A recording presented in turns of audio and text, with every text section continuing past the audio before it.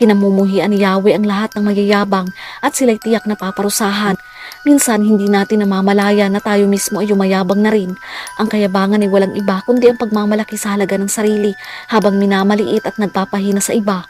Sa halip na pagyayabang, ay tinuturo sa atin ng Biblia ang kasalungat nito. Sinasabi sa 1 Corinto chapter 13 verse 4, ang pag-ibig ay matyaga at magandang loob, hindi mainggitin, hindi mayabang, ni mapagmataas man.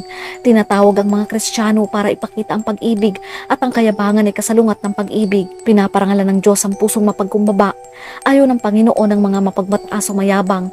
Sa katunayan, sila ay tinuturuan at pinapabagsak. Katulad ng nangyari sa Haring Nebukadnezar na isang mapagmataas, inalis ng Diyos ang kanyang kaharian at siya ay pinagtabuyan na parang hayop mula sa kanyang palasyo. Siya ay nabaliw at namuhay sa parang kung saan humaba ang kanyang buhok pati na rin ang kanyang mga kuko at kumain pa siya ng damo.